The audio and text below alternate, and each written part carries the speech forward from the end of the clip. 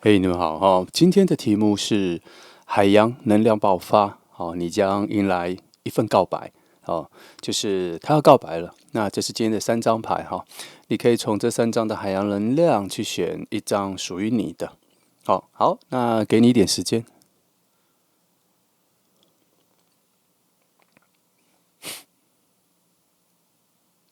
好，如果你需要看久一点的话，记得按下暂停哈。那不啰嗦，我们就开始了。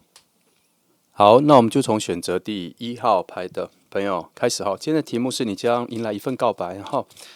好，那我们一样哈，先来看一下整个能量的局势的一个流动哈，一个发展来。这个其实还蛮重要的哈，因为这几张牌，这个牌卡哈，它抓的一个大的时间概念，我觉得很精确，讯息也都比较完整，讯息是完整的，所以你至少可以抓到一个轮廓啦。所以我们每次一开始先来抓这个，是可以让你抓到一个整个情况的轮廓哈。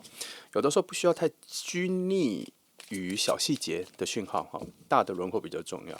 来，我们来从第1张开始。好。还不错，金星的能量就已经是落在恋人了哈，表示你们初次见面的时候就有一个蛮不错的爱情爆发的时刻哈，那还不错，一个很好的开端，就能够意识到彼此的喜欢。好，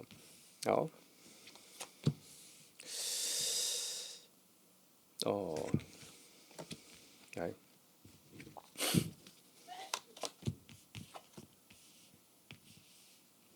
好，看一下这里哈。好，再来，金星这里去就是好，这个恋人哈，他出现的方式是一种平平淡淡的就出现在你身边了哈，然后他应该会有一个很微妙的初见面哈，在你一开始你们介绍彼此认识的时候，应该会在一个很平淡的巧合，可能就大家朋友一起出去，然后见到这样。那你心里，我觉得你们双方心里都会有一种很快就达到平衡的感觉，而且有强烈的幸运的感觉，会有一种，这个人怎么出现在我面前的一种舒适感，而且是一种理性判断后的，也就是说，他应该还蛮符合你心里所期待的那个人、那个样子、那个声音这样。你在遇到他之前，你的心境有先稍微的转向一个不想随便恋爱的状态，有，然后有非常严格的想为自己把关一份爱情，有。可是这个人出现的时候有打破一些，可是你还是想要维持住，所以你有压抑自己对这个人喜欢的那种情绪，那你会展现的好像没那么激动，然后想要谈论一些跟喜欢这个人没什么相关的话题。好，总之你压抑住了，这里压抑的非常重。那但是不可否认的是，你对这个人有各方面的喜欢那个感觉都出来了。那你们的相遇的爱情的核心是魔术师牌，也就是说，其实啦，你们两个的相遇就是为了去显化你们所想要的任何一种爱情啦。所以其实你们的各方面的合适程度很高，你们可以显化出各种你们想要的爱情，而且你们有很好的指引，也很好的，我只能说显化爱情的路径有3个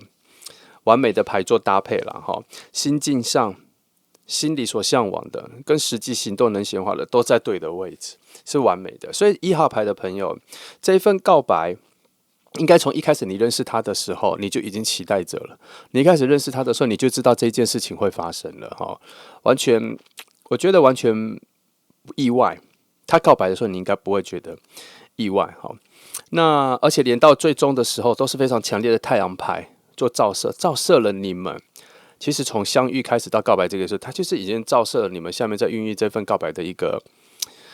很不错的土壤啦。这组牌对我来说基本上毫无挑剔，智慧的地方有，慈爱的地方处在了一个未知的领域，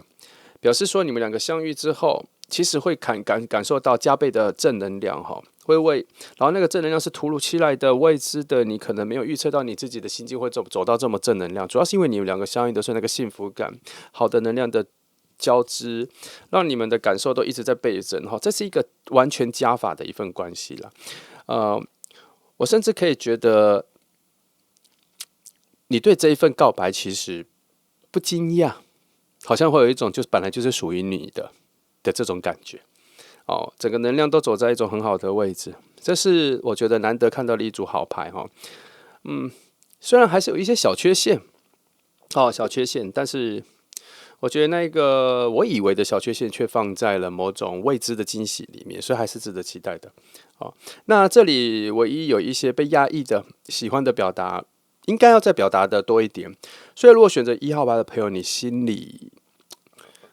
有跟某个人蛮有感觉的，你也知道他喜欢你，可是一直压抑着喜欢的表达的，这方面两个人都有这个问题哈。不表达 OK， 但是如果多表达的话，其实心里还会有一种更加深刻窝心的感觉。可以勇于表达了哈，因为你们附近的能量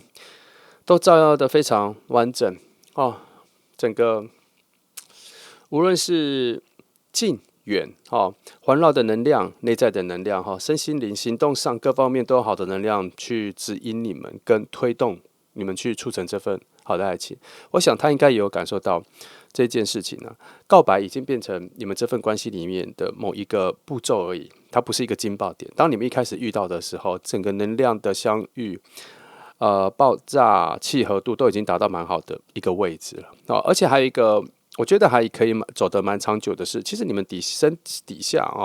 相遇之后，如果确定交往之后，你们还有很多更好的本质上的优点都还没有被挖掘，还没有展现出来，甚至你也有可能不知道你自己有那么多的优点要展现出来，可以期待他这个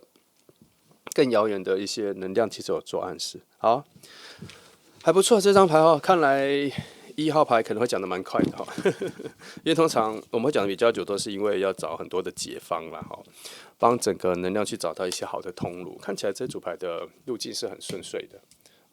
来，好，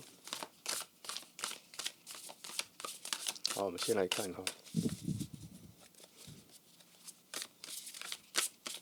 我用比较旧一点的方法，来看一下。两个人的能量来核心，你们关系上的最核心的美，说这是一触可及的爱情，可立即展现的爱情，可立即实现的爱情，看来跟第一组牌完全符合来，你们关系的指引你们关系的基础，你们关系的月亮所在的位置，就是一个非常明确的判断，然后你们之间的超级连接，在你们内心的计划里面都已经判定好，早就已经判定好，对面眼前这一个人是非常适合在一起的。哇，现况来说又是节制牌，这组牌到底是怎么会好成这样？你们之间的能量跟现况都是非常适合随时随地告白的，随时随地都能告白了连翻这3张讯息都还不错来。你再看一下别的或者是好，来看看一些特别的位置好，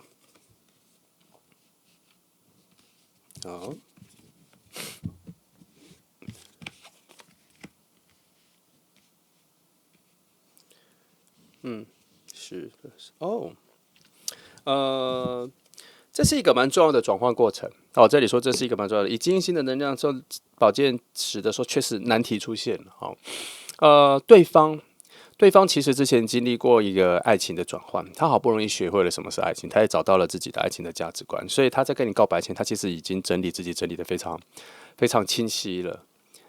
所以你不用担心说，我觉得你也许知道他，因为你们已经认识了，所以你也许知道他在跟前一个关系结束了好一阵子，他有很认真的在整理，而且他也因为这个映射跟对比出来，他知道说他真正自己想要的人是你想要的方向，是你这样子的人，他也感受到了那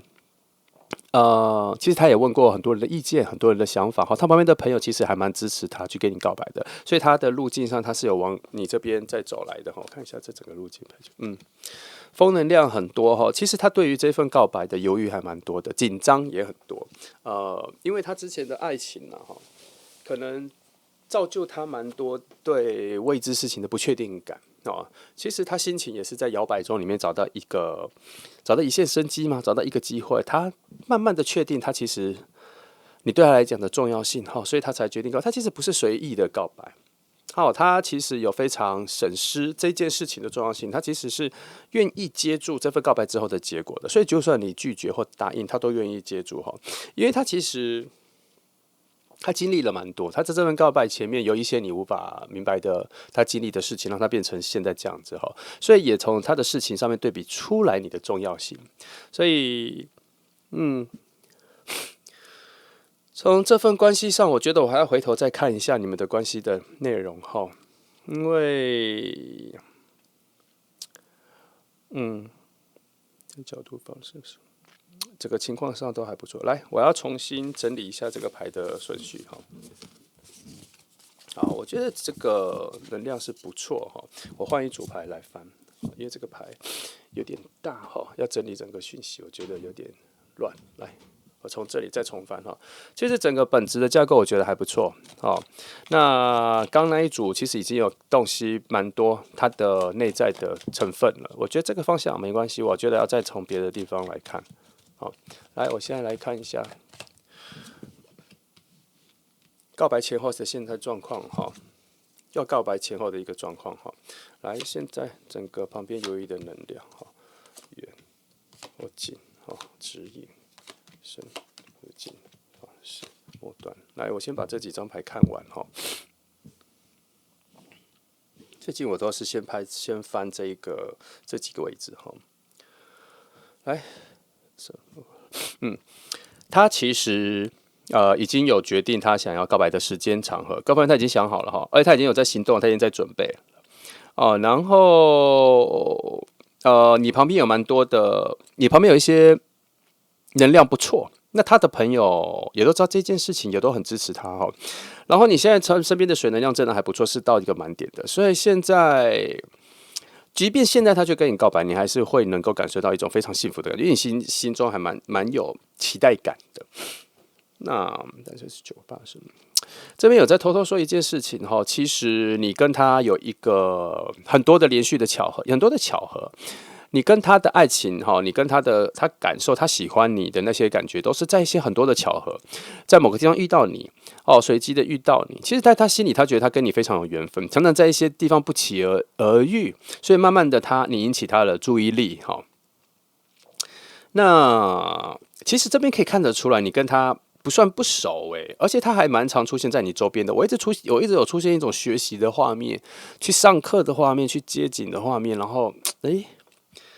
你们好像不是工作以外的时间，你们好像是那种工作以外去学习什么课程的时候，时常遇到，在路边时常遇到，或是你是学生，你们在课余时间的时候还要去那的时候遇到，有非常多在街上遇到的场景哈。然后你的每一次的遇见都一直在培养一股将要受到告白、将要进入爱情的那一个能量那种距离的方式，其实我跟你说，他其实还蛮常想要跟你说他对你的心意的，还蛮长的每次很接近你的时候，他非常想说哈。可是他一直没有行动起来，这件事还蛮有趣的哈。我看一下这里哈，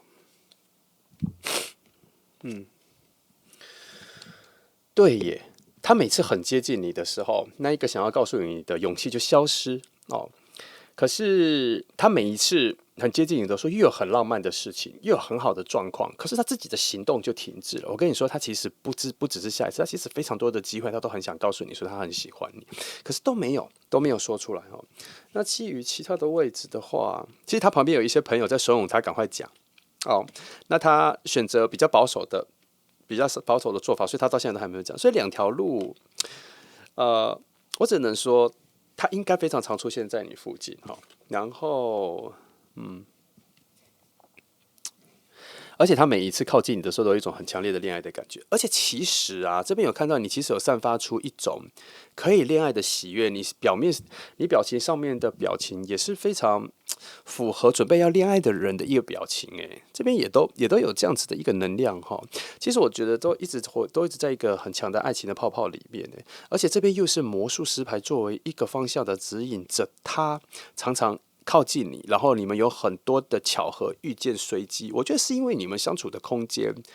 不大，所以其实你们会有很多零星的遇见，然后每次遇见的时候，它都有一种好像就是这个时候了，可以这个时候讲了，这样有点小小的幼稚，有点小小的可爱。可是他的个性其实是比较慎重的，我觉得他的个性算是土能量比较多的。好，那这张魔术师牌倒着走，我就觉得，他时常受到一些暗示，很具体的暗示，很具体的讯息，告诉他说就是这个时候。可是他每次都没有往下做下去，而且他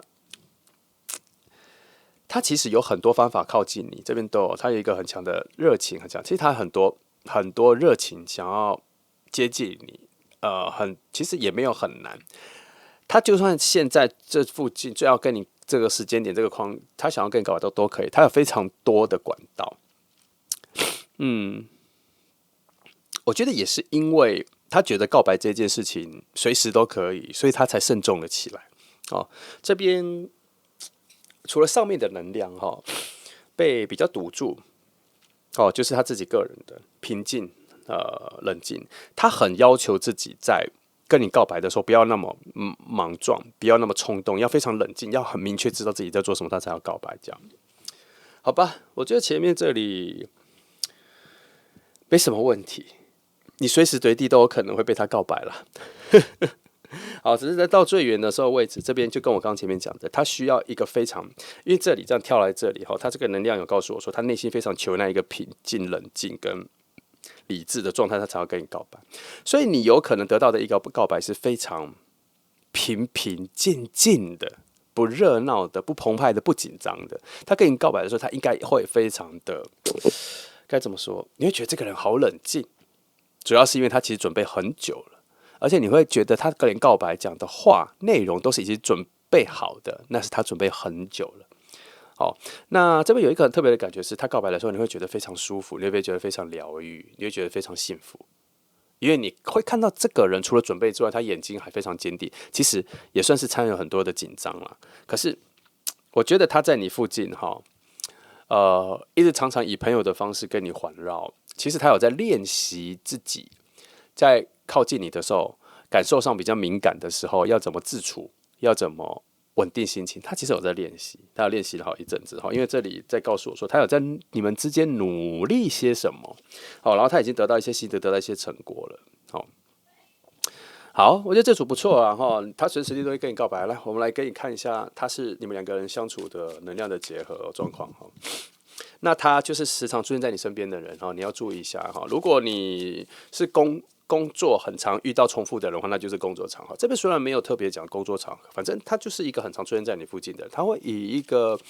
也不能说知心好友他就是一个你平常常会见到的朋友，然后常常在你附近这样。好，来，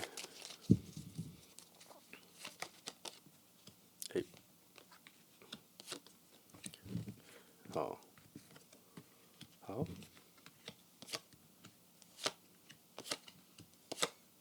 好，先这些。好，你们在同一个社群里面你们一直都在同一个社群里面，然后他跟你在的那个社群和你他自己的社群这一群关系都蛮好的，其实是同一个群体，同一个朋友圈或者同一个班级，或者同一个工作的 team 就是同一群这样。你们在同一群里面，记得这个是一个很关键的东西。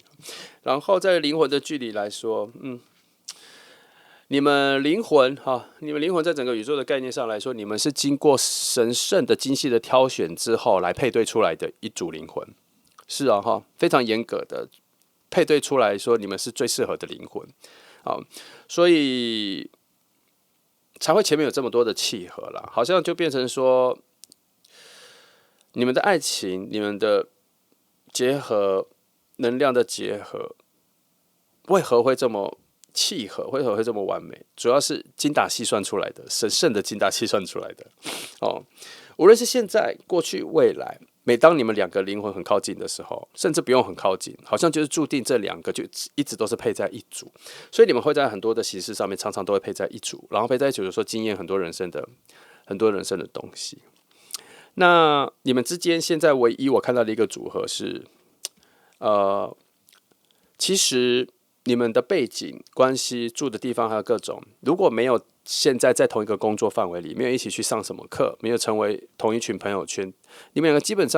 上不会遇到，因为你们其实在这一次来说，你们是非常远。但是回到灵魂的距离来说，这边有说你们本来就配在一起，所以每当你们越来越接近的时候，能量就会吸引，所以你们其实会慢慢吸引到同一个群体里面再相遇了。这边说的是这样哈，你们永远都有一个非常，无论再远，永远都有一个非常细、非常淡的水能量的连接，所以你们从来不会失去彼此，只是你们会常常会用不同的样子、不同的身份再重新遇见。这一组我只能说，无论长久，可是每一次灵魂靠近的时候都会配在一起。所以其实这组前面的那一个牌组跟现在这个牌组，其实我都没有特别觉得它有一个澎湃的感觉，可是我都会觉得它有一个极端稳定的感觉，还有一种笃定的、配好的、完美的，一定会达成的。有这个讯息，它那个临时蹦出来的强烈火花，我其实是没有感受到的。我刚刚也在好奇这件事情，说这一组配合的这么完美，很多组合都这么理想，可是为何火花那么小？我看到这里，再到这里，我才知道说，原来因为这一个是非筛选完一定会在一起的，所以他们不需要火花去促成，因为他们终究各种能量上面就是非常合适。所以从这里看得出来，你们未来其实你们从做朋友的时候就非常合了，未来再在一起的时候也觉得没什么大问题。其实你们也没有需要什么磨合，你们也没什么摩擦，很多东西都很顺。但是缺点就是那一个激情、那个爆点、那个很深层的东西，很让人痛彻心扉、刻骨铭心，那个感觉就淡了很多。那个比较像是说你们以前经历过，然后再重新磨过了，就没有那么深刻了。所以它这个你们比较像是两个老的灵魂在遇见。你们不是说你对别人老，而是你们对彼此是老的灵魂，你们已经遇见过很多次了，所以才会有这个非常契合的感觉，所以才会有每一次他在要告白前，他靠近你的时候，我都会觉得他有一个很平静的感觉，他都也会有那个很平静的感觉，或是他很要求那个平静的感觉，他才要告白，所以我才说他告白的时候从偏向于非常理智。很冷，也许很冷漠、很理智，可是准备的很完整。主要是因为好像他内在的灵魂已经完全知道你们两个要确定爱情、要告白、要走到爱情那一刻之前，你们已经有非常多的演练，他只是要再把那个演练变成是一个完美的演出而已，已经很熟悉了所有的部分，所以那个激起那个热情就没有以前的爱情一样，或是刚恋爱的那个爱情一样，那么激动，那么激昂。这一组的如果你要说的缺点，我觉得这是唯一的缺点，可是也还好，未来的相处之后，可以慢慢的再从其他的小地方把那个甜蜜拉回来了。好。这组，算不错了哈。要等待一个好的牌面的话，就是要等待这种哈，因为这个真的比较长久哈。这里有一个东西我翻一下，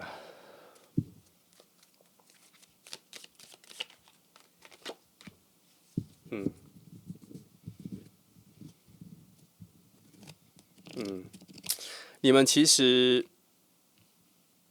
一直没有关键的朋友帮你们做引荐，所以其实你们应该要再更早找。因为我觉得这个能量应该早一点遇见，怎么我觉得有拖到，所以我这本看到说，你们一直少了一些关键的能量做指引。人没有，你们一直都没有交到共同的朋友，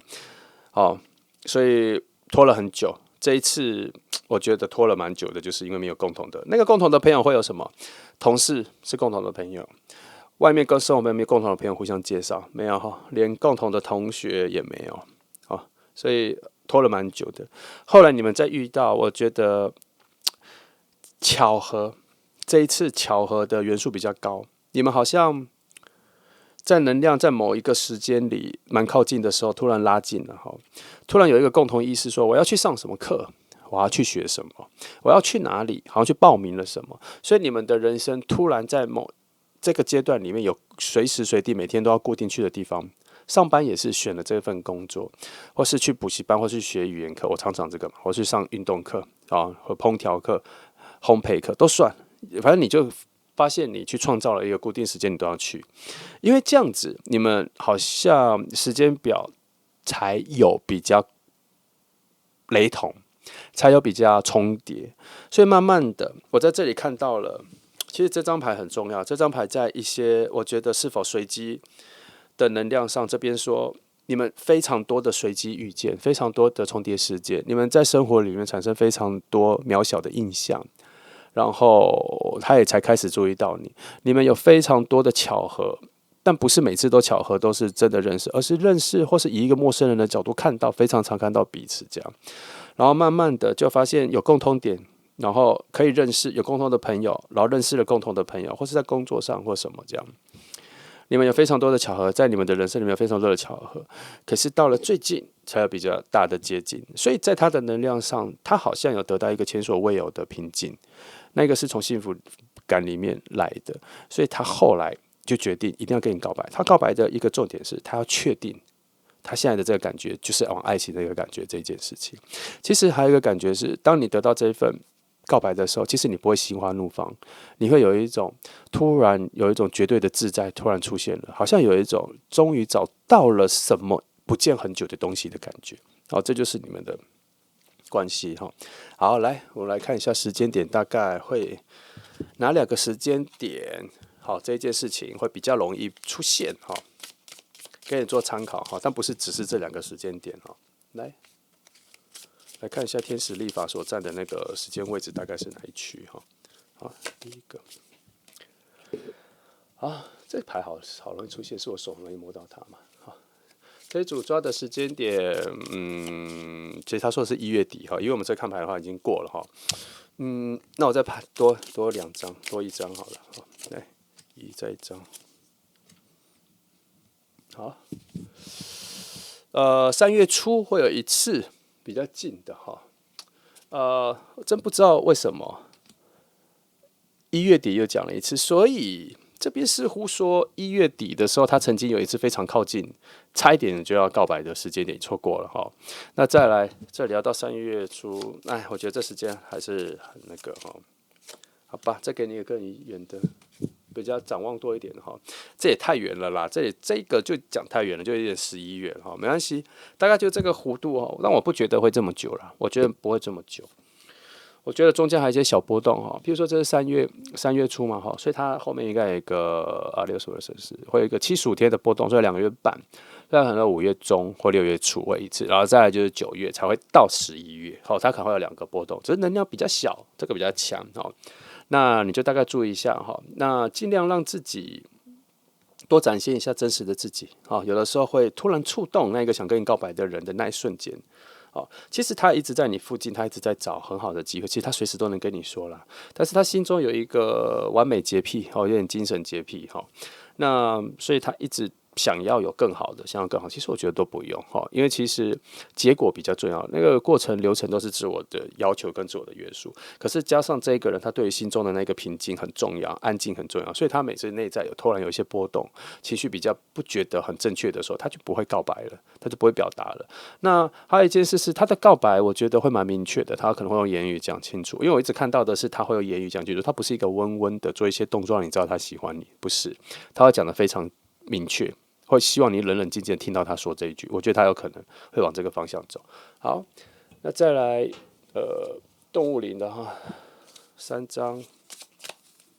给你一个生活上的建议哈，不一定是这牌组的，可能是生活的哈。来，这个第一个在讲说你最近还蛮有魅力的。还蛮有魅力的，要施展出来哈。然后最近你个人的很多想法也很重要，记得要坚持自己的想法，不要被情了，不要被其他人影响走。如果最近要决定一些事情的话，请相信自己的直觉哈。来，再来这是什么？哎呀，这里在讲说最近有一些，你可能觉得生活会有一些不平衡、失衡哈，好像什么事情。反正就觉得好像抓不到重心哈，会有点颠颠倒倒的，好像你不知道什么东西比较重要，前后顺序比较重要。这边在提醒你，好，记得要冷静的安排一下你的生活的顺序。好，最近有点乱，要再冷静的安排一下。好，那相信自己的想法哈，不要接受太多的意见，好，自己的想法整理自己的想法，自己的路径比较正确。好，那就这样，这是1号牌的朋友哈，希望给你一个不错的方向哈。那谢谢你们来听哦。好，接下来是2号牌的朋友哈，那今天的题目是海水能量来了哈，然后帮你。你会迎接一份告白哈，海水能量爆发哈，你将迎来一份告白哈。来，那我们先来看一下整体的结构哈。好，好，我们来看一下整体的状况结构。来，第一张，来，好，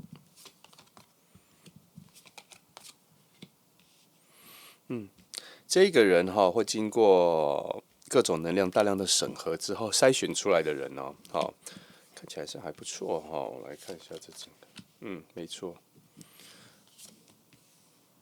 哦，你自己选出来的人，好奇妙哈。好，其实他这个意思是说了哈，这个人告白的时候，你才会惊讶说是这个人，而且你还蛮满意的哈。其实他这个就是以结果论来说，你对这个跟你告白的人还蛮满意的。那，而且这个人在某方面来说，好像会给你蛮大的自由空间的哈。他给你蛮大的自由空间的，他也算是很宠你了哈。那你当他告白之后，我这边发现你应该还蛮愿意接受的，因为他可是会有一点小惊讶，有点小惊讶说，怎么是这个人？你在心情上、心智上、感觉上会突然有一种豁然开朗、焕然一新，都有这个感觉。好，也有一种惊喜，就是怎么是你？是这样子哈。所以这个人在某方面，我看一下哈，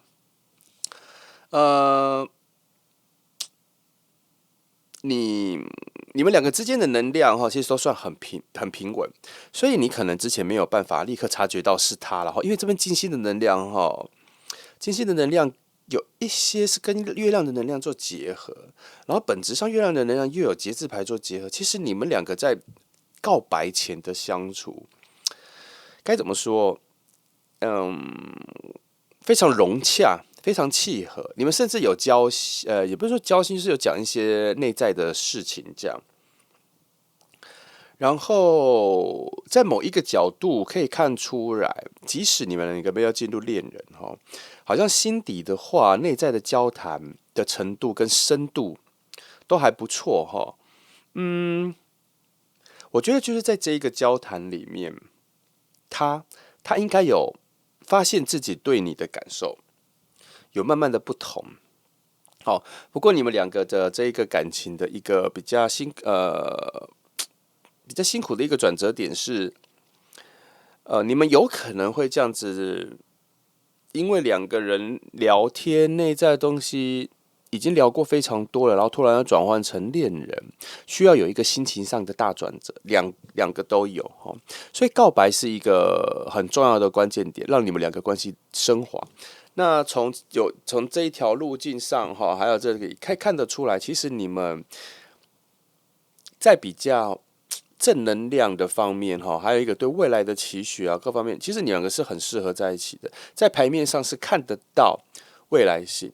再看得到你们两个未来能够在一起的那个融洽度，还可以一起成长，一起丰收哈。那这里有3张牌在讲说，这个人还蛮符合你心里期待的那一种爱情的样子，然后相处的模样，爱情融洽的模样哈。这组比较平铺直叙、四平八稳的就进入了爱情，虽然有些惊喜，可是又好像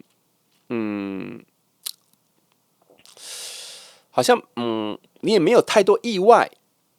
你的那个意外比较像是来自于，怎么到告白了？怎么跟你说了？哦，原来你想告白，可是你其实也没那么意外的是，这个人跟我告白，也在我的射程范围里，也在我可以理解的范围里，差不多是这样哈。所以其实你跟这个人我觉得是蛮能量上从这里看起来是合的啦，因为从这边看起来心灵上哈，跟未来的展望上面，还有牌面给的一种未来的祝福上面，都是有看得到这两个人的契合度。好，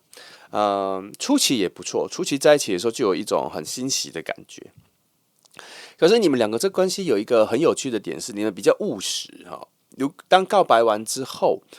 你们会比较理智的去判断说，想要去讨论说，接下来这份关系要怎么走，未来可以一起去哪里，好，然后慢慢的一点的，就会设法去找一些两个人一起成长的课程、旅游、挑战，这样两个人的生活会比较想要是比较接近的、比较同步的。你们这一组理智作为爱情的驱动力的成分比较高，好，因为两个人都蛮希望彼此在这份爱情里是有加分的、有成长的，而不是只是随便谈谈恋爱而已。就这样，好，那再来，这是2号牌的一个方向哈，也是不错的一个状况。来，我们来看一下整个基底的能量的分布哈。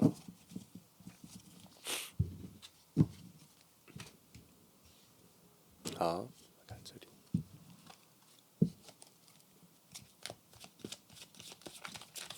好，我们先来看一下哈，你们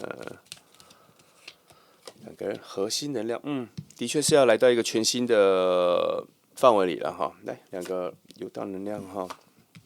来再来看一下。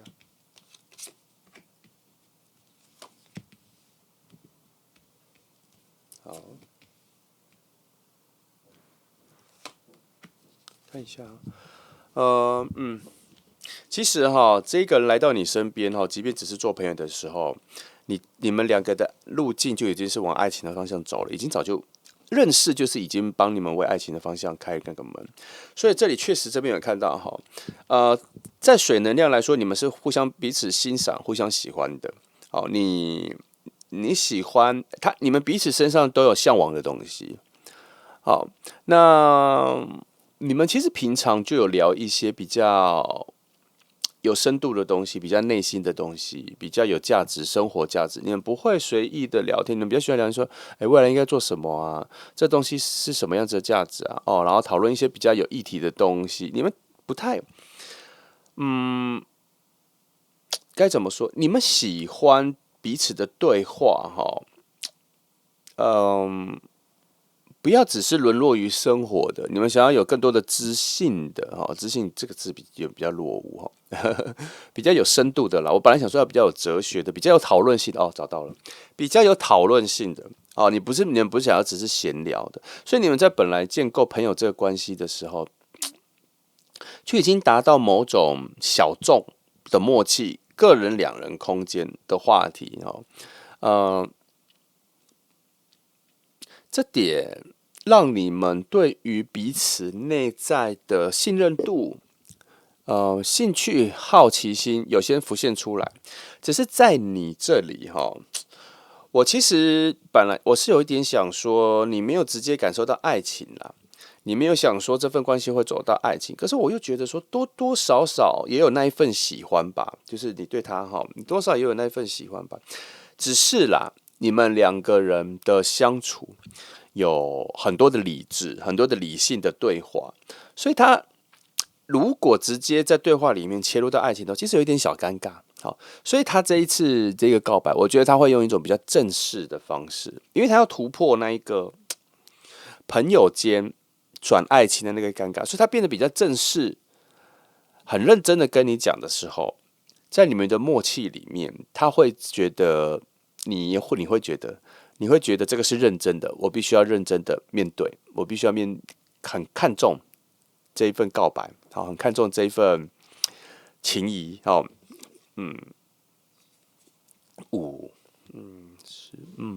火能量都还蛮强的啦。可是，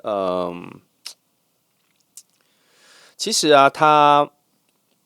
这两张牌要讲这一件事件的距离，我觉得都拉得蛮远的。主要是因为我觉得其实他想了蛮久的，他不是一个冲动的，他想了很久，他判断了很久。才觉得说，应该要跟你说哈，不然他其实心里常常想说，他想要跟你在一起，是不是只是他内心里面的一种想要跟你在一起那个感觉？想要跟你在一起那个向往，会不会只是自己心里那一种幻觉？他很怕会这样，所以他会想要去付诸于行动，去证明看看到底是去看看到底是什么啦，不是证明看看是什么。所以其实他有点沉重，他有点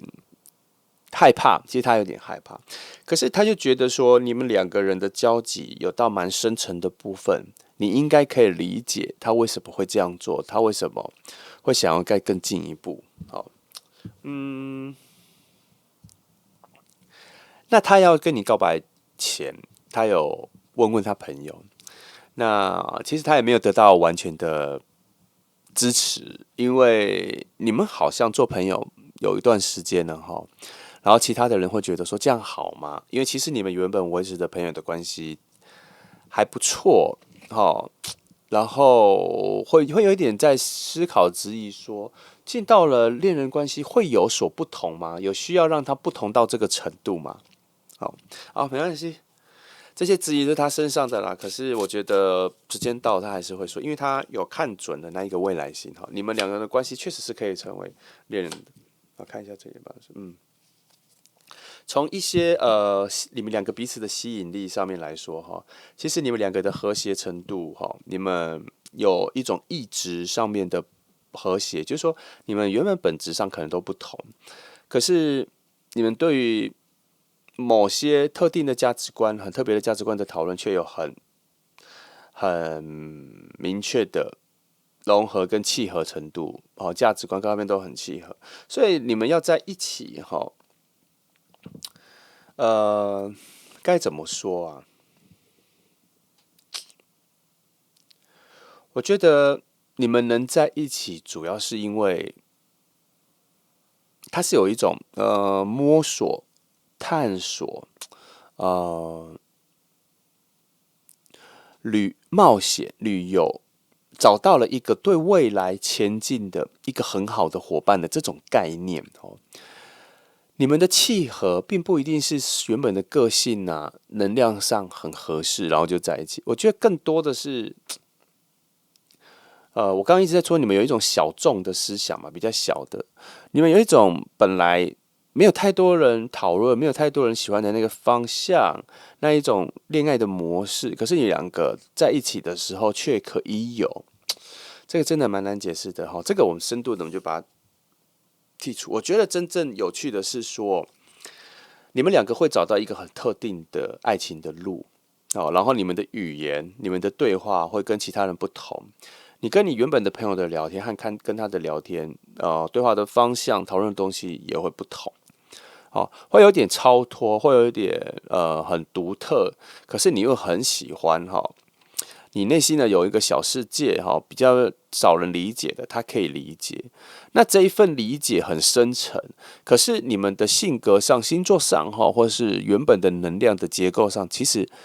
不同，可是却在一些很特异的点。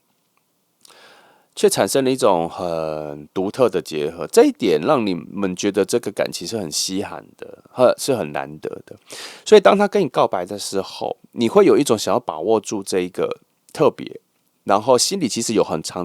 大一部分会觉得说，其实可以在一起。可是有另外一部分是说，可是其实如果以比较务实的方向来讲的话，你们有很多东西不太一样，生活的方式可能工作，然后或是星座也算。都算，其实你们都知道，你们讨论都知道。可是那其中相处之间的有一种很难得的感觉，又让人觉得很珍贵，所以让他跟你都想试看看在一起之后会不会这份感觉这个部分还有这些更多可以挖掘的、更进阶的这组牌其实没有那么顺，因为它出现了蛮多很奇妙的风。可是我又看到了，他有在一个非常狭隘的角度，在提示着这份关系其实是很独特的、很珍贵的、不容易遇见的。来，我们先翻一些特别的东西所以才会在上一组牌跟这组牌，在关键的一些时间点，都是用一种通往下一段旅程、全新的旅程，哈，一种升华前所未有的旅程的那种概念给你们。好，来，有几个东西我翻一下哈。第一，两个人的，好，这个我都再翻一次。而且你们在一起之后，哈，在牌面上给的讯息是，后面有更珍贵的礼物等着你们去领取，所以就只是差你们两个是不是能够手牵着手走到那个位置而已，哈。那看这里，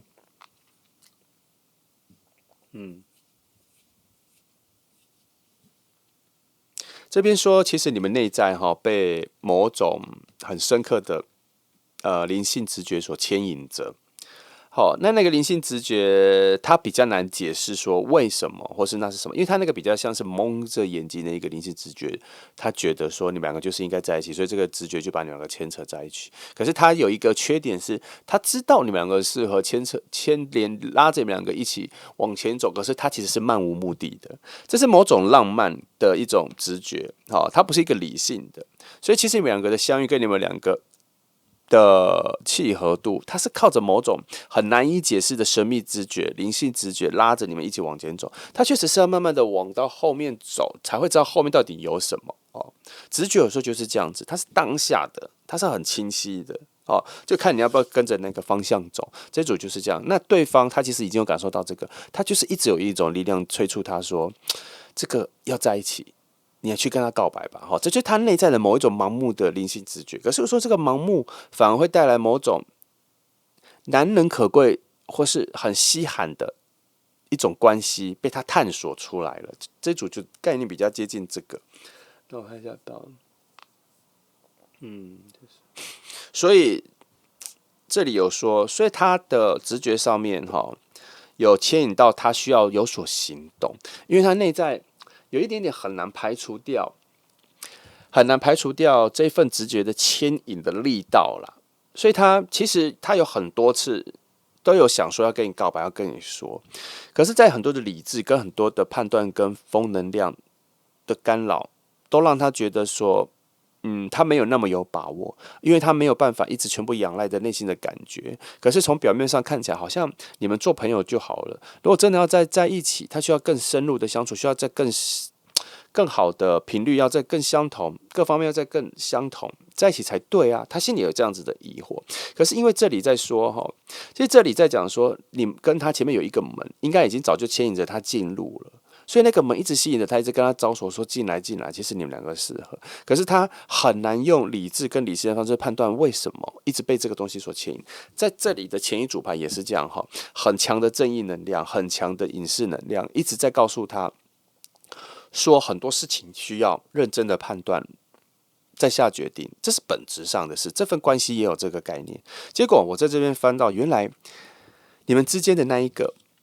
灵魂的牵引的能量更强悍。好，所以这份关系要不要走下去，必须要你跟他都觉得那份直觉都让你们想要去冒险，想要去试看。所以我才说这组比较像是一种对于未来的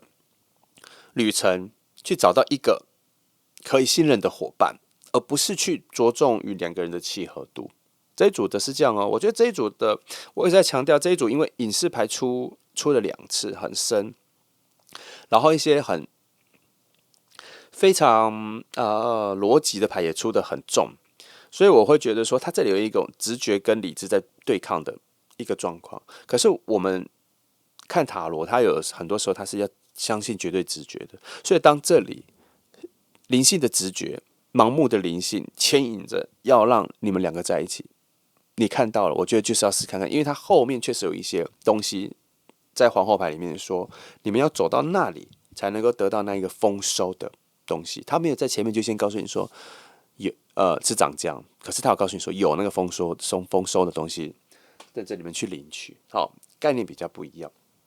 好，第二组有点难了哈，没关系，我再往下看看一下两个人的各方面的契合程度哈。好，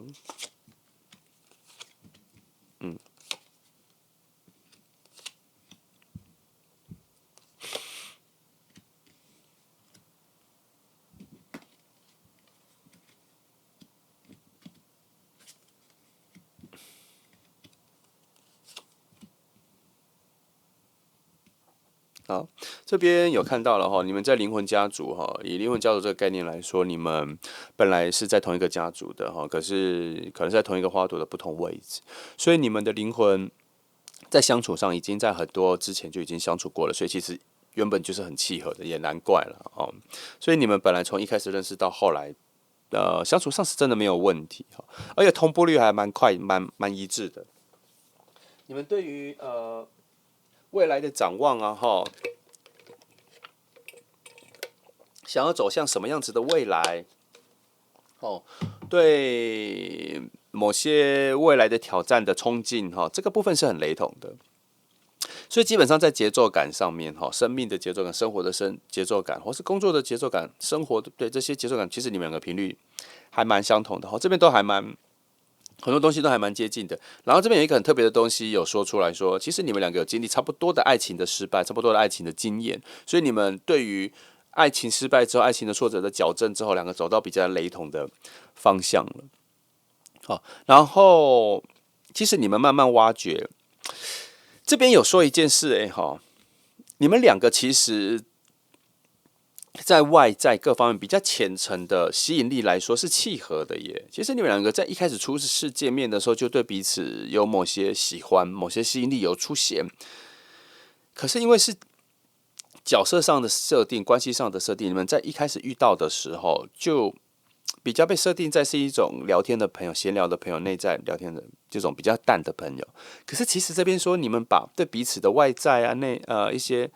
比较表面的互相的喜欢的东西，突然就在开始的时候就收起来。可是这边说，当告白的时候，那个东西会被再唤醒，你就会知道说，原来，其实我是喜欢这个人的。好，只是我一直觉得这组牌有一个，有一个被压抑的情绪，应该要有一些澎湃的情感，可是都有被压抑下来。好，只不过还好啦，这牌他这一次他比较着重在一个时间感啦。你们本来就没有被设定好，一开始遇到后就可以进入恋爱。好，一开始给你们的那一个强烈的喜欢，哦，其实是有强烈的喜欢，然后可是被压抑了。我觉得在整个流程上面，整个时间流程上面，好像因为像这组牌，它讲的是一个他说这整个流程是一个完整的旅程啊，其实他这个是完整的旅程，他必须要在每一个端点都走过一次。这一组是个完整的旅程，所以要进入爱情，只是你们的完整的旅程的其中一段。前面让你们成为一个比较谈内心的朋友，也是整个旅程的完整的旅程的前端啦。所以他这组比较像是你们的相遇有一个任务，好像在某种内心的成长跟找到伙伴，然后再找到未来要挑战的东西，它是一个连续的一个旅程。从你们一开始遇到的时候，就要慢慢的走。所以要成为恋人，要跟你告白，这个也只是这个旅程里面的一小块。所以他并没有着重告白这件事情的澎湃或爆发，或是前面蓄积很多能量，或是他有太多的挣扎才到告白。你看他这边前面，他其实也不是很挣扎，他其实不知道自己是被风能量、理智能量去压抑着，他要告白的这一个心情，主要是有可能你们的对话内在对话的共识还没有达到一个饱和点，还没有达到一个更好的深度，还没有生成到需要到告白的那个点，所以他内心的有很多的判断，都还是觉得还不需要告白。可是这一次就差不多已经到了那个端点了。他有发觉到可以了，他很多的能量也都说可以了，他有感觉到你们的和谐度，他也感觉到，或是他已经看到告白之后你们两个的未来可以走到哪里，生活上、相处上、亲密度上各方面，他已经有看到了那个契合度，所以他这次才决定要跟你告白。所以这个人在2号牌来讲，他不是一个陌生人，他算是你蛮熟的人哦，他算是你蛮熟的人哦。好。那从这张牌看起来，其实你们两个人的契合度真的蛮高的啦。它有点像是灵魂里面的兄弟姐妹，即便本质上不同，刚刚说其实本质上有点不同，但是相处起来都能够找到同一个方向、同一个核心，这就是你们好，我再看一下一个，我突然在意这个点，好，来，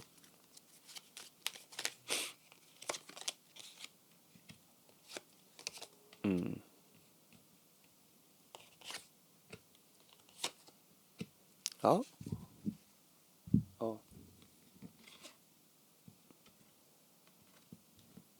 你们的不同，OK，哦，你们的本质上的不同是本来就存在的，这边连续3张牌都说，所以没有，所以跟这里所讲的差不多哈。你们的不同其实没有那么重要，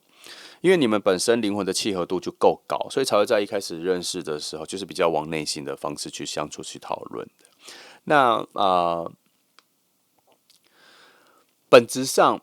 本质上的互补一开始就已经设定好了哈，而且那个地方是比较正能量的。你们很多东西会在渐渐的相处之下找到必然要互补的一个状态，也就是说，你们没有什么磨合的问题，你们比较多的是资源支持协助对方，所以我才说这组比较像是要走进未来前找到一个非常可靠信任的伙伴的一个关系，所以你们的伴侣关系会下得比较重。然后前面还有一个知心好友或是灵魂伴侣，其实前面已经先帮你们打底，打底是往灵魂伴侣这个方向走，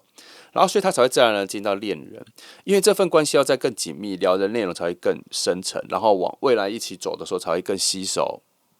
更有伙伴，更不孤单。所以这一组我觉得算是一个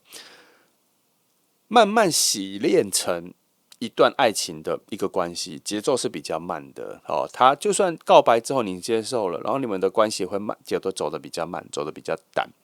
好，他缺的就是那一个火能量的爆发型的激情啊，那个东西是比较淡的。可是其实这个关系是非常稳的，好，可以慢慢走的，而且还有很强的自我空间。你们在一起之后，还是会保留很大的自我空间，不用非常黏腻的紧密在一起，因为你们有对彼此的一个信任，那个生命的距离其实已经稳固的站好了，不会很远，也不会干涉到彼此。可是，在重要的人生的课题上面的时候，却还是会成为一个很好的陪伴哦，而且还被理解，这是这一组的。我觉得各方面都很完善、很成熟哦，而且有点太成熟哦，它不太像是很年轻的恋爱状况哦。即便你看到这组牌，你现在是很年轻，可是这一组会让你进步更加成熟的速度有加速一下，会有很多的思考，然后你们会很喜欢思考。好，这是这组。来，我们来看一下时间点。哈，这个时间点，我觉得他不是要看说他大概告白的时间，我觉得比较像是说你们感情更加升级的某几个2个时间点。哈，来。因为我觉得他差不多也是随时随地会跟你说，但是我觉得他不一定会用说的啦，我觉得他有可能会用行动跟你表达，哦，希望关系他会用行动跟你表达他对于你的感觉比较不同了，哦，有可能就行动，我觉得他不太，好啦，其实他还是会很正式的跟你说啊，有，刚前面有说哦，但是我觉得他前面应该会有一些小小的暗示，让你有一些心理准备，你会感觉到他其实关系想要变不同，然后他会来一个很明确的让你知道说他希望能够进入恋人关系的。好，来2个时间点。好，这一个大概是5月中，一个是5月中。好，来我再看第二个。哦，这更近了哈，我看这更近吗？这大概4月底、5月中，大概就这个时间点，应该你们的关系会有更好的一个进阶哈。好，来3张动物灵卡给你最近生活的一些建议，或是这组牌的建议。好，最近你的个人独立的领袖气质、个人魅力很强哦，然后你可以去做一些自己喜欢的事情，不用太管其他人哈。最近你的决定的影响力还蛮大的，能量还蛮强的。那再来是这边有说，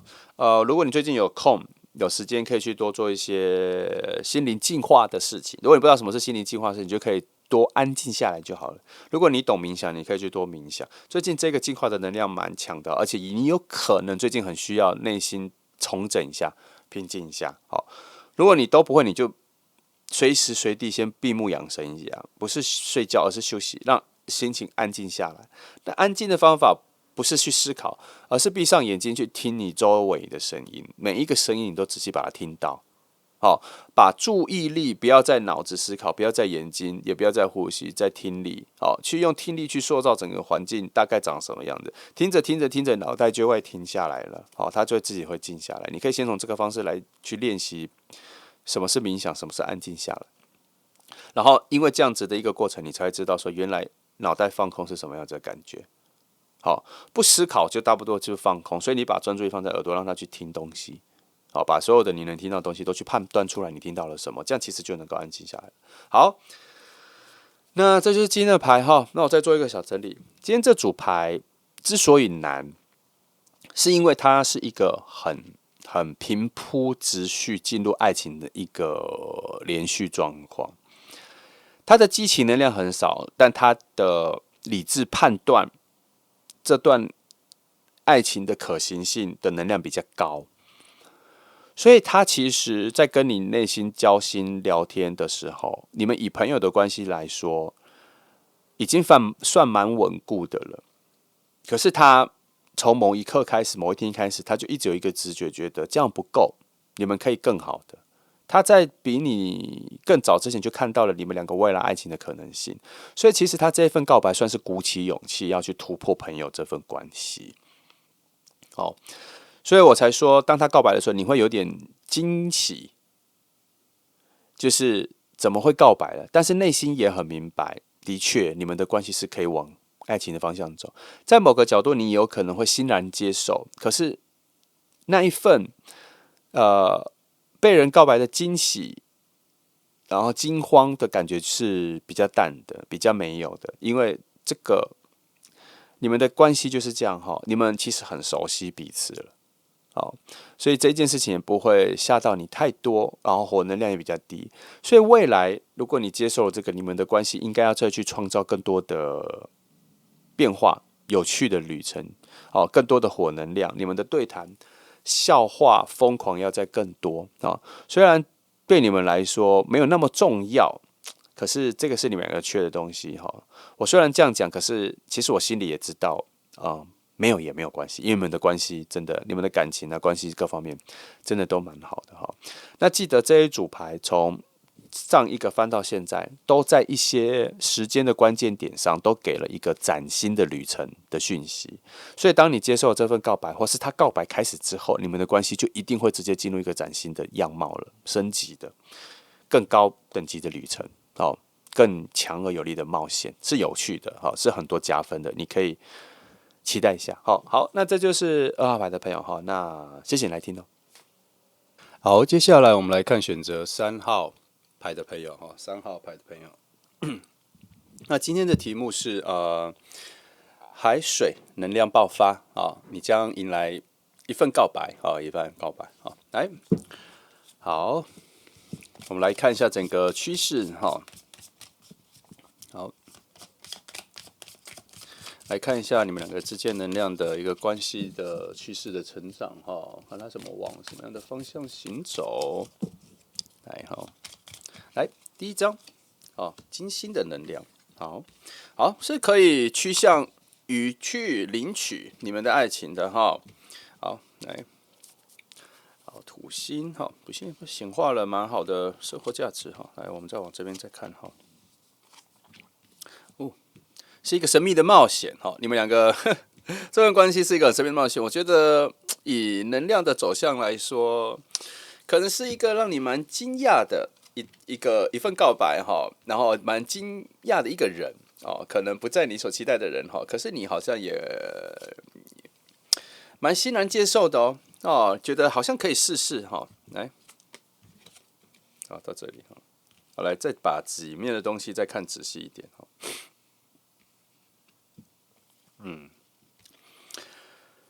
首先，你们，怎么会有一点点好像不太认识的感觉哈？我跟你说，这个人他有可能还没有认识哦，有可能还没有认识哦，因为我才发现它一个比较遥望的、远望的、未知的，然后接近的门才刚开始打开哈，然后你跟它的连接，它跟你的连接有一个很强的力量才刚连接出来哈，它有一个才刚从起跑的端点往前的一个能量，然后在它第一次看到你的时候。四方的能量就已经完整的储备好，为它前进。好，你看这两个端点，它这个分散，它这一个很大的能量，然后被分成50-50，分到两个，分到幸运乙以及点石成金，哈，具体呈现显化你幸运。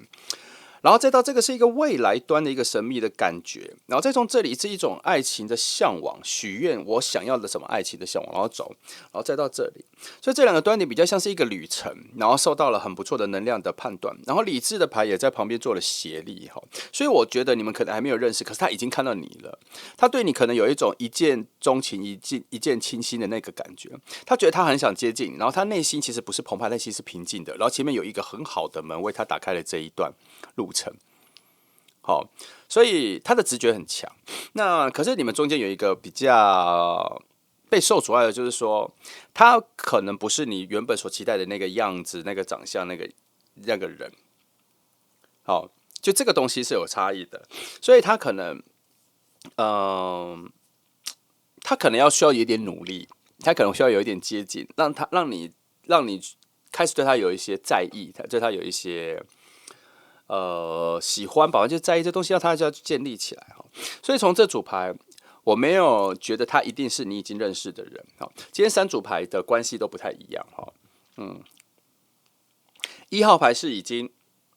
遇到，然后就快速的进入告白。2号牌比较像是相处长久之后发现需要告白。3号牌反而是不认识，所以3组牌是完全不一样。你有兴趣都可以去听看看哈。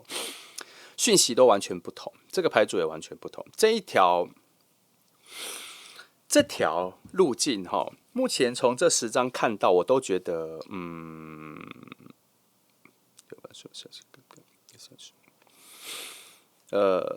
等一下哈，让我思考一下。这十几张这样看下来，我觉得这一条路径是全新的，这一条故事线是突然从某一个宇宙空间里面切破进来的一条全新的路径哈，因为它站的位置比较远，可是他看得很准，他看得很直接哦，他是不知道从哪一个路径上面出来的时候，他可能就是说，这是2条路径嘛，哈，你可能在这一条路径上，那你可能有自己的故事线发展一些，然后我们之前翻到的一些东西，然后这个是这样上来的，他也在走，可他在这个位置的时候，被这里的能量所吸引，他往这边看了一眼，发现说他看到了你，以能量上的角度，他看到你，他想要转弯往这边走，所以对他来讲，他的人生的路径可能有做了一个转弯，哦，不是随机的，或是他自己的人生路径碰撞转弯，而是他想要往这里去。他做了一个全新的新的判断，所以这边才对一个未知性来说，未来性来说，做了一个神秘的吸引力做引导。然后他被引导的那一颗星星是非常平静的，非常冷静的，好，所以他并不是一个茫然的、冲动的、当下决定的，而是他是觉得，那边有一条更好的路径，他想转过去瞧看清楚哈。所以选到3号牌的朋友。你有可能会得到一个完全陌生人的告白，有可能这几率还蛮大的可是你对他来讲不是陌生人，他其实在你附近潜伏好一阵子了，他有观察你，他有看你，他可能去哪里出去玩什么，他已经看到你了哈。然后他觉得他必须要告诉你，所以他会有一种唐突的、突然的一份告白的出现。然后你可以期待看，我觉得这个还蛮，你有可能会有点感觉到惊吓。怎么会是他？他是谁？这种感觉。好，来，大致上是这个方向。我们来看一下真正的底下的状况哈，也不一定是这样啦。可是我觉得8、9不离10哈。我们来做鉴定一下哈。好，我来看这个哈。好，我用我平常最常，算了。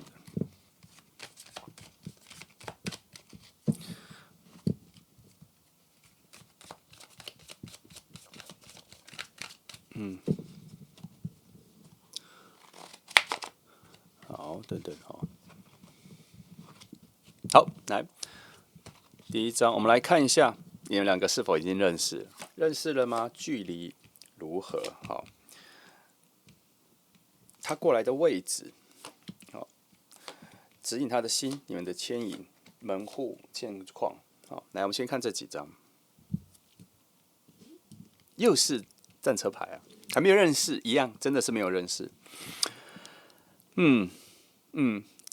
好牌不断呢。首先，它是一个非常好的能量进来，哦，它的起跑点很高，它的起跑点一开始就从及格边缘上来，看起来好像很低，没有，很多人的起跑点是从0开始往上爬的。他一开始看到你的时候，他的分数就已经是过了一半了，已经超越了一半的能量往上了。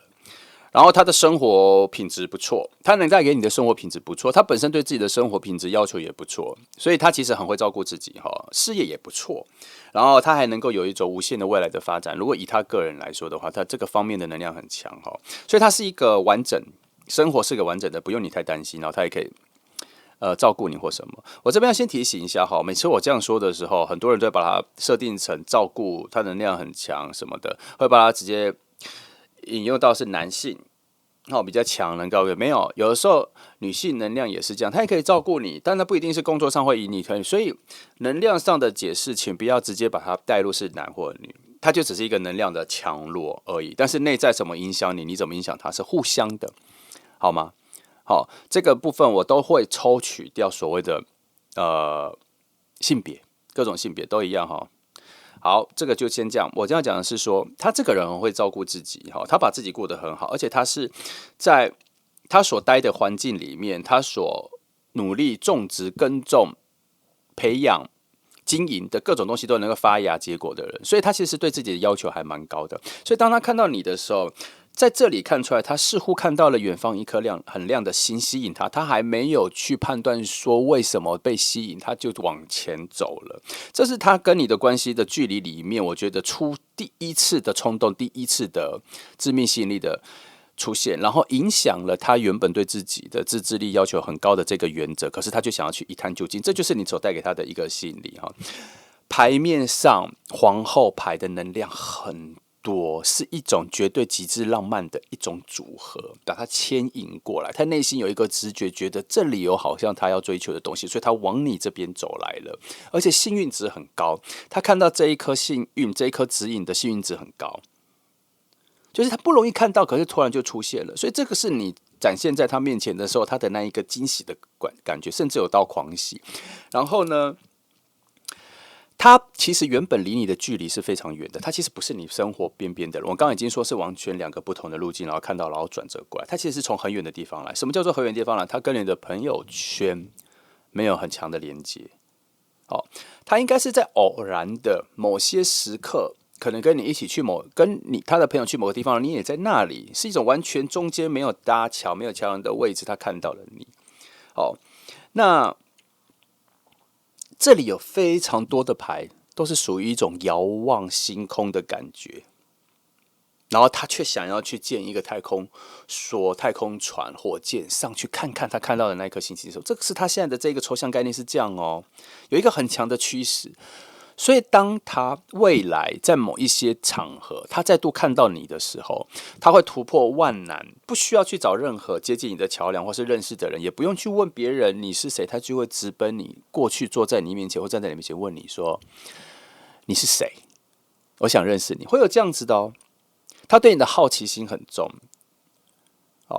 然后当下他会有一种突破自己所有的原则、价值、包装、形象，这种他只想知道你是谁的这种极端浪漫的程度会有这个概念哦。因为他看到你的时候，他内心就有一个感觉是：我已经走了好远了，才看到这个人，才看到这样子的人。对他来讲，他心里有一些很亮的东西。我不能说那个是一个悸动或是心动感觉，我觉得他看你的时候，他心里有一种很亮的感觉。你看这边星星牌，又皇后，又皇后，又皇后，就在这里连续的巧合的牌，竟然给幸运。也就是说，他有明确的感觉到，你出现在他面前是一种难能可贵的巧遇，不容易遇见。他没有办法靠自己的努力，靠自己就挖掘，把你挖掘出来。他也很明白说，可能就在这个宇宙的空间中，大家丢散了所有的叶片，所有的花瓣，你们就在这样子漂移之中，突然最接近了一次，甚至还没有碰到，然后他看到你。如果在这一个漂移之中，这次是最接近的，如果这次再没把握，你们又要打散了，这次可能就往不同的方向去了。他心里有这样很强烈的直觉。好，那当然啦，其实中间还是有一些桥，就是说他会去这个位置，去这个地方，可能是去一个酒吧或者去哪里这样子哈，或是去一个餐厅或什么这样，也是因为他的朋友、他的同才或什么的带他一起去，说大家一起去玩什么之类，他才看到你这样。所以他是不需要朋友的支持才会去跟你说，可是他就心里有一个非常强烈的感觉，就是这个人不能错过。不过这边有一个很不错的幸运值在这里，因为这个位置我牌阵上所设定的叫做巧遇、巧合，连续的巧合的质量有多高？他给的是命运之轮，表示这个幸运值是达到最高的。也就是说，当他第一次看到你之后，即使在那一个瞬间他没有做出任何表达，在接下来之后，他还会有很多跟你遇到的巧合，因为你们的频率跟同步率好像在这个时候连接在一起了，互相影响了。好，就很像天上飞的鸟，大家是跟着不同的风流、气流在飘动，可是开始接近的时候，就会共享某一个气流，一起漂移，一起滑翔，是这样子的感觉哈。来，这一组有一种极端浪漫的感觉啊，你可以仔细听下去，这个是非常难遇见的哈。只是通常这种牌哈，都需要一个叫做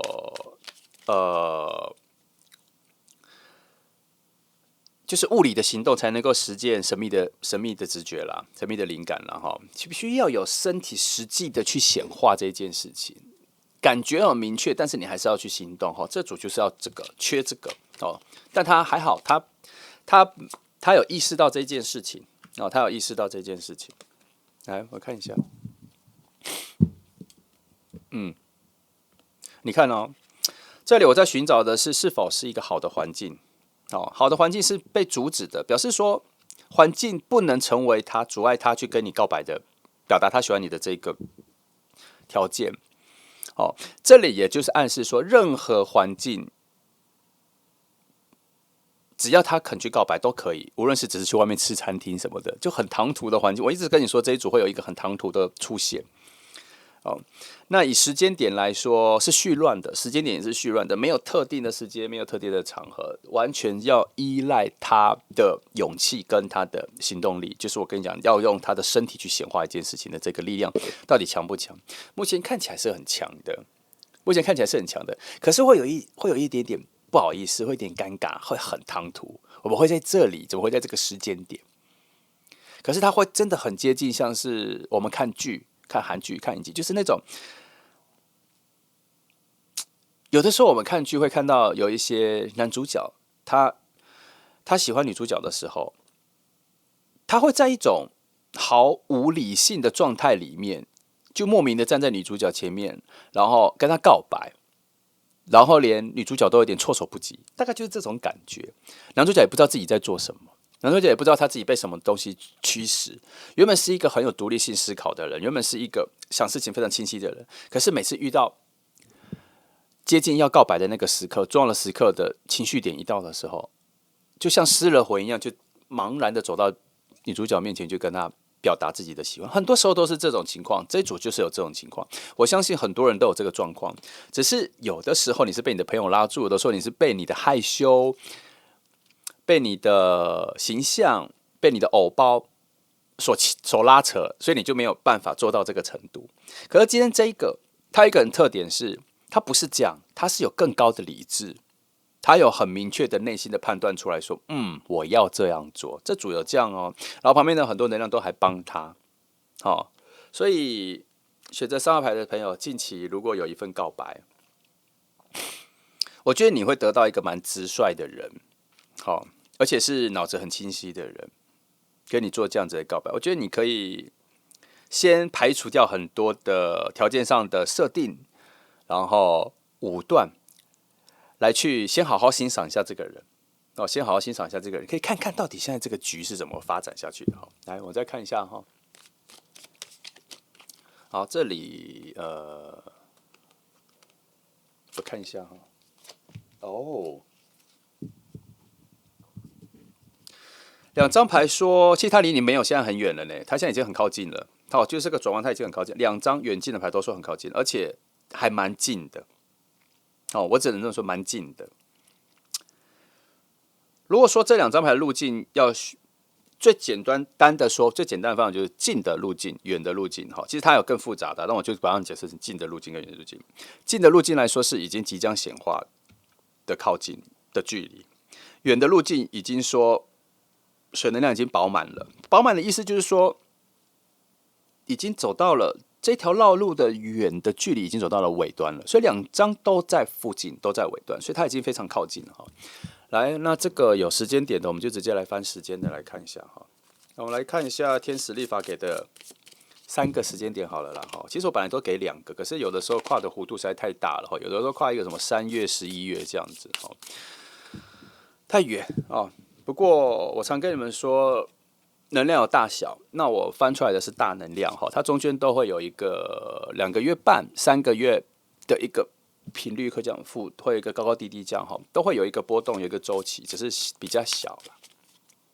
但是我们就算3个，给你3个时间，好了，3个了，看看会不会有重叠的。来第一个，第2，好，第3，我看一下哈。这里是3月第2个周末，第2周不是周末，第2周哦，3月第2周，然后这里要到12月中了哈，3月、12月中哈。那这里的话就是11月初哦，11月初、12月中，然后这是3月。好，你看这个跨幅就很大，跨幅就很大哈。但没关系，你就这样期待一下了哈。因为这2张牌虽然比较到年末哈，对不对？可是我觉得这里就已经有蛮不错的，所以我刚说很近了嘛。那这里可能是因为你们认识之后会有一个更关系更大的一个改动，这样哈。记得这个可以当参考，参考的原因是因为这个时间点你可以再更多的绽放自己。那他说的能量的，我觉得我所给的意识是你们2个之间的，所以跟你个人的魅力没有什么太大关系，就是你们2个能量比较靠近的时候，什么互动的能量比较强大的位置，大概就到这里哦。好，目前看起来可以哈。来，我们来看一下一些，我先简单看一下你们2个人的差异性啊哈，因为我们现在还没有看到你们2个能量的适合度或什么哈。来，好，先看一下，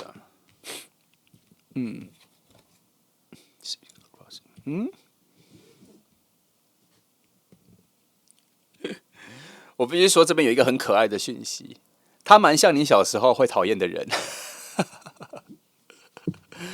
但是会有点可爱。你小时候比较幼稚、比较不成熟的时候，你比较不喜欢的人，或是你比较在意的那种人，他会有点像哦，有点像，但是他不会让你有一种排斥，他只是会让你觉得很有趣。怎么会是这样子的人？但是从契合度上面，你们是非常契合的。你其实一看到他的时候，你有内心有油然而生的一种这么你会有一种觉得他站在比较高的位置的这种感觉。你会有一种直觉，觉得这个人应该什么事情都做得比你好吧？怎么会喜欢你？你会有这个感觉。其实你们在第一次见面的时候有一个奇怪的距离感，但都是表面的，所以也还好啦，我觉得都还好了，没有很那个，就只是一个，我觉得就是一个比较有趣的感觉啦，它不会影响太多这边，好，你们本质上其实差异蛮大的必须老实说，你们差异其实还蛮大的那要讲到你们2个的个性的互补，也不太容易找到，就是其实你们2个真的差异蛮大的，所以你们的互补性也比较低。你们应该会，如果要真的在一起，要花的时间是在磨合，磨合2个人生活方式或什么。但是还好，我觉得他应该会，我觉得他会给你蛮多空间的。因为他所奔驰过来的这个能量是内在心比较宽广的，所以他已经准备好要去接受一个未知，所以他内在已经知道你跟他的不同，你跟他的不合，不在不在困难里，不在问题里，所以你们的不同，你们很多的不同，会被展现出来哈。但是我们再往深一点的地方看了哈，看他能走到什么位置。你们原本在灵魂宇宙、灵魂家族的位置的时候，确实是完全不同的灵魂，而且是有竞争的灵魂。也就是说，你们的灵魂其实是有排斥性的，所以如果真的要在一起的话，需要一些磨合，需要一些认知，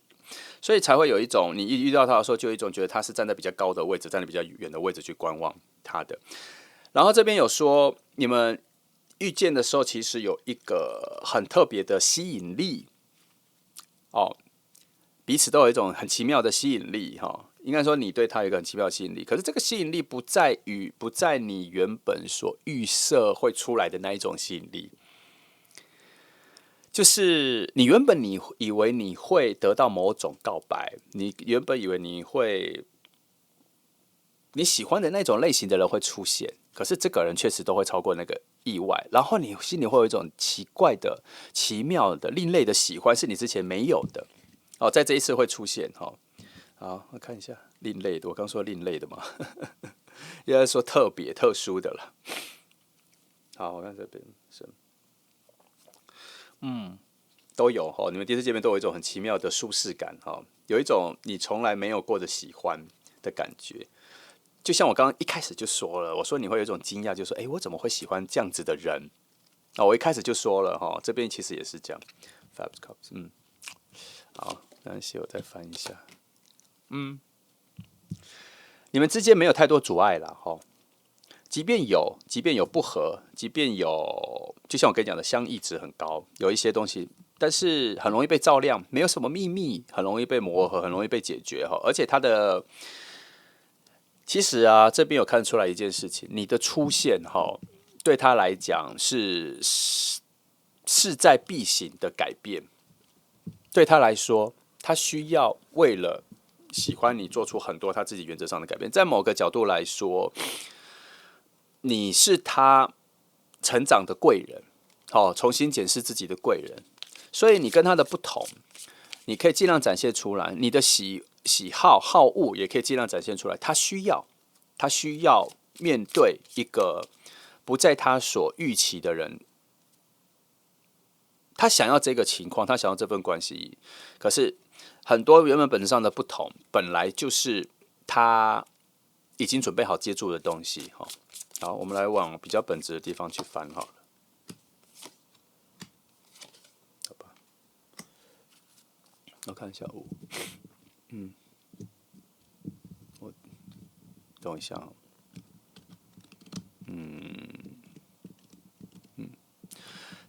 这一段关系从这3张牌的很深的含义，他告诉我说，这算是这次见面算是有任务性质。这份关系会让你们在爱情这一个概念里面找到一个全新的答案，会有一个全新的答案，会有一个全新的领悟。那他告白这件事情对他来讲是他人生中不能反悔的决定。好，因为他被很强的能量牵引，这边有说，只有一次机会。那牌面上说只有一次机会，你的答应跟不答应就决定了就决定你们关系的往下走，没有后面的再追求，没有后面的再告白，没有这个，一次就结束，一次就决定，只有一次的机会。然后这一次的告白的解答会给到你跟他的人生一个很重要的理解，而且还解答了蛮多事情的。所以我倒是认为他也许会告白，也许会表达，而且也许你们可能会交往。可是，在前面这一段时间，我觉得这个只是一个分歧点，进入了答案的领域。你们这一组的认识本身就是在寻找某一个答案。这边说，对你对他都是，所以我才会觉得说，你们的各方面合不合，在我看来没有那么重要。我反而以你的角度来观看这件事情，我觉得这个人的出现，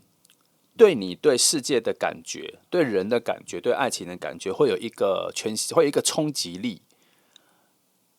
让你突然意识到自己的价值跟你所认为的自己的价值是有所落差的。好，尤其这个人出现从一开始的牌到现在，我都觉得他有一个很奇异的、奇迹的、很意外的点。他的出现，就像我刚刚一开始讲的，他本来不在你的路径上，他是突然出现的。他这一个出现不是预设好的，不是能量连结的，而是一种充满冒险值很高的探索。基于要冒险、要探索、要追求挑战，那就表示后面有一个答案在牵引着，所以他这边有很多东西在牵引着。我刚刚说，他看到你的时候就觉得你是一个亮的地方，吸引着他，他毫无顾虑的就要往这边来寻找什么答案，他想看看你是谁。我刚刚是不是说他会走到你面前问说你是谁？其实他是想要那个答案，但他不知道的是，他认识你，想要认识你，他追求的是那个本质下面的答案，爱情的答案。他心里的答案，这3张牌却解答了这一件事情。那这个答案题目只能问一次，答案只能给一次，就这样，他会做了很多的改变。那这其中会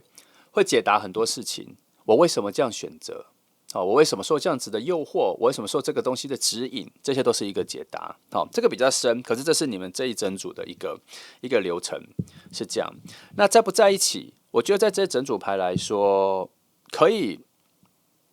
探险看看。因为从前面翻来，这个人旁边都有蛮多好的能量在支援他。一个人不会一直都莫名其妙有这么多的好的能量在支援他，一定是他对他人或是他释放自己能量对周遭的人的影响的一个回馈，这个周期它是一个循环。一个能量很差的人，他旁边也不会有太多的好事或是好人或支持他，能量不会丰沛到那么多。当然还是会有家人、有最好的朋友会支持，可是不会像他这样子。他往这个路径走来的时候，旁边大大小小的能量都在帮他加油、帮他催促、帮他 turbo 往这边冲。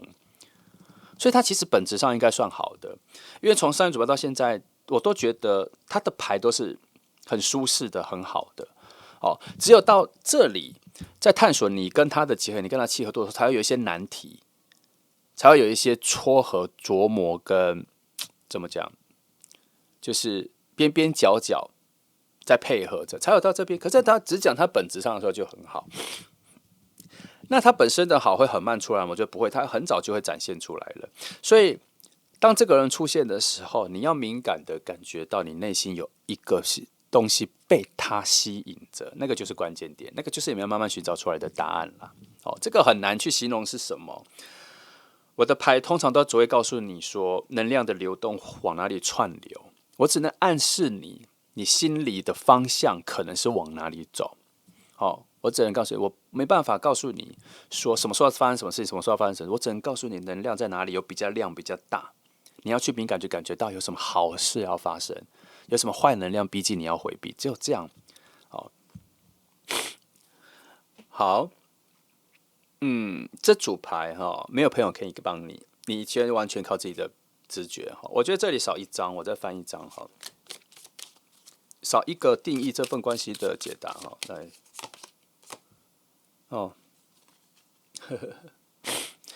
完全契合这张牌的底下叫做真正的理解，所以我刚说找答案嘛，在这里讲是这个里面是叫做真正的理解啦。所以我才说这一次的相遇算是一个任务，有任务灵魂的任务也许这张牌所说的你们灵魂的对抗了这么久两个有点像是两种不同家族灵魂家族的对抗这么久，一直都是属于相似的灵魂。这一次为何要遇见？为何一定是有一个理解彼此的任务在里面你说会缺少浪漫吗？不会，这组浪漫值非常高也许这一次就是因为难能可贵的水能量澎湃，要用水能量的方式去切入这两个灵魂结合的可能性我觉得你可以处在一种比较高度的被动的状态去体会这一件事情让他为你做很多事情，然后你就放宽心，不需要刁难去理解中间的差异，然后去理解如何磨合，如何找到合适的点。你们能量会吸引，一定是有东西早就契合了，只是没有被挖掘，要挖掘出来。也许量很少，可是也许因为少而珍贵。有的时候不能跟以前的爱情比较的原因，是因为原本所带来的本质就不一样，每个人所能展现的好，跟他原本的天分特质本来就不一样，这很难比较。很多人的优秀在别人身上是一种极大的缺陷，可是有缺陷的那个人上面极大的优点，是你以为的那个优秀的人里面从来没有拥有过的东西，所以不能比较，因为你判断不出来，懂吗？是因为你判断不出来好坏。哦，我们没有那么全知哦，所以珍惜眼前的美好是很重要的。所以这个人他会慢慢展现出那个东西，你可以慢慢观察，敏感的感觉到就可以了。好，那给你看3张动物灵卡，给你对于这张牌或是最近生活的一个建议哦。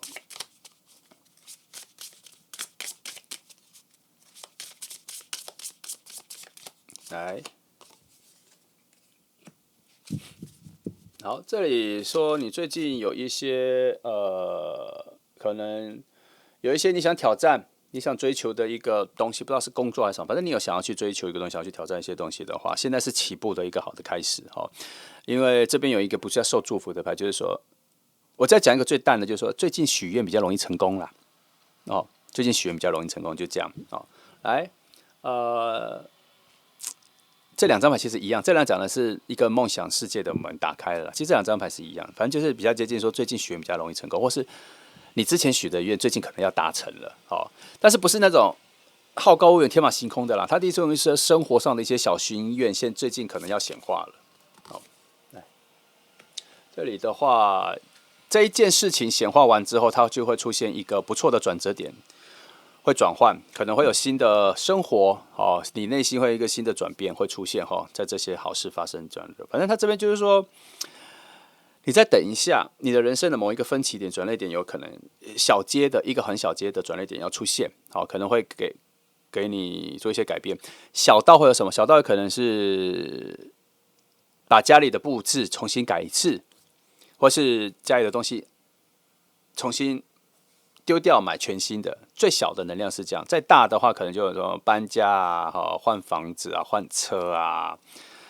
差不多是这样，是这样子的改变。可是它对你内在身心的提升有一个分界线的一种大转换，你不会再回去，而是一个更新。这里是这样。好，那再更大的话，就是说最近确实你显化的能力比较强啦，因为这边有一个，这2张牌都有。有一扇门打开了，有为你开了一扇门，你要走进去的这个概念，所以要掌握一下最近有一些转变的契机哈。还有一个如果你有一个目标，你正在努力，差不多到了后面收尾的阶段，再冲刺一下。好，那3号牌，我觉得这组牌的能量、速度、角色，我觉得我这1年没有翻到类似的，这个是很新的。最近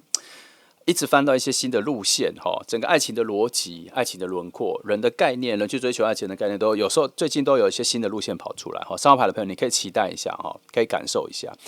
会蛮意外的，但是应该惊喜不断，我们一起期待它出现，我们一起期待它出现，乐观的期待。好，谢谢你们来听哦，祝福你。